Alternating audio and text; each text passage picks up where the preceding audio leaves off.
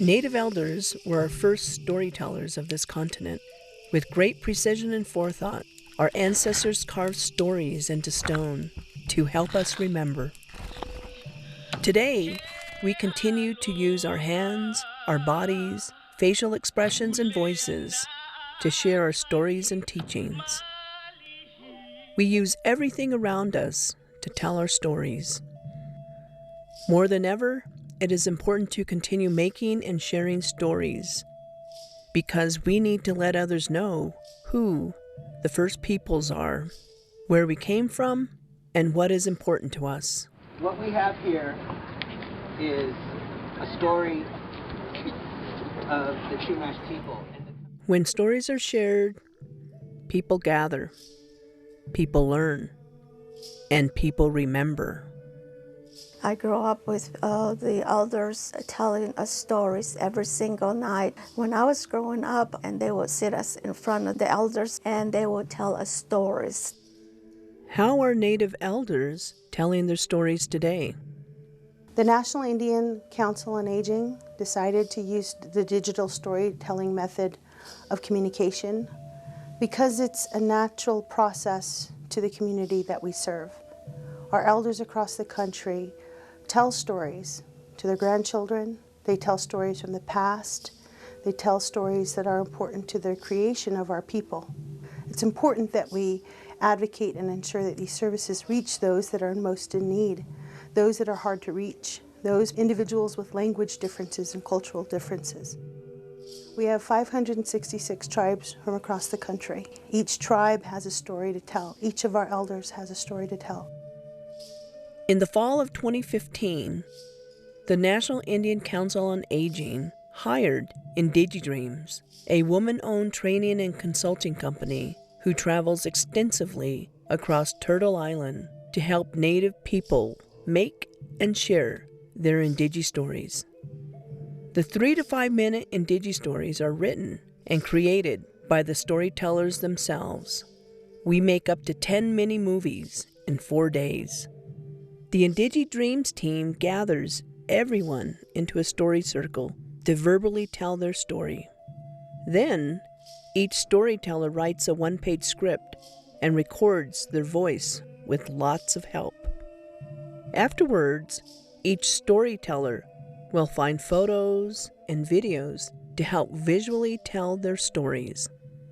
Working side by side, the IndigiDreams team helps each person learn how to create and edit their final movie.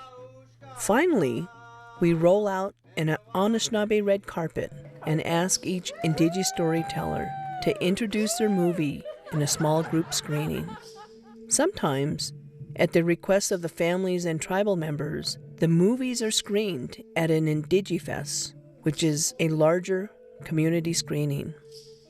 All in all, Indigi storytelling is a creative and engaging process that educates everyone who makes and sees Indigi stories. Well, it was fun getting to know these other people, other elders. I went to the workshop not knowing what to expect. When I got there and things were explained to us, I was really very overwhelmed with everything that took place. I mean, it was so exciting. It was just like beyond me. And I am just so very happy I was able to participate. We had about 6 elders that participated. I felt like I got to know them better. And it was not just a peripheral view, but it was inside. They were able to show the experiences that they've had in a lifetime. Everybody in the room was, we didn't know each other, but after just a few minutes, all of us were just like we had known each other forever. It was beautiful. I loved it. But it was certainly gratifying to know that something like this occurs at my age, or being able to go out and participate in such a program that I feel is fulfilling to me. And I would certainly recommend something like this to others. Why is it important for Native people to make digital stories today? And how is NICOA using them to educate, advocate, and inspire others? anybody, outside world, they never mention Native Americans. It seems like we're the lost people. I don't know why, because, we're here and we also need help. We also good people that we need to be remembered. Our elders have a lot to say when it comes to delivery of services to their communities. People that need to hear these stories not only encompass our community and our tribal leadership, but people outside our communities. Each Indigi story is historically and culturally unique, like the ancient handprints found on cave walls around the world. Each Indigi storyteller speaks about the life path they journeyed and shares how they ultimately made it to living into their old age and wisdom.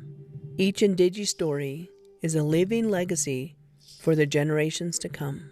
I did mine on caring and traditional because I felt that our younger generation has to learn about the needs of our elderly people because they soon, at some point, will become elderly as well. Hopefully, they will start to understand more about our elderly people and what it means to get old.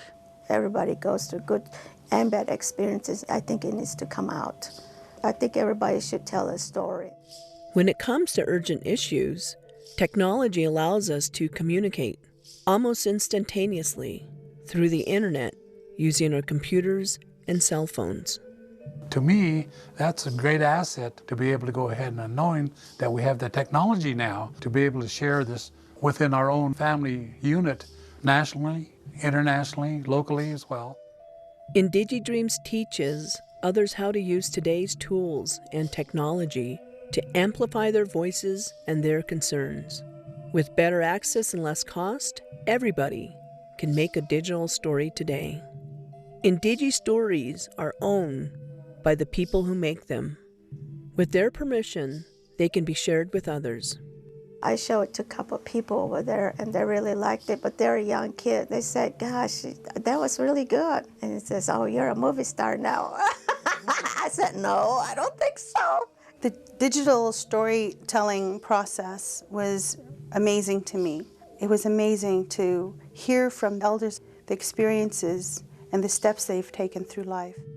Their love for their community, the love for their family, the love for what they do on a daily basis, showing that they've actually walked a lifetime and it meant something, and it means something to their community, to themselves, to their family, to their children, to their grandchildren, and hopefully to the future of our people, because Native people across the country have dealt with a lot.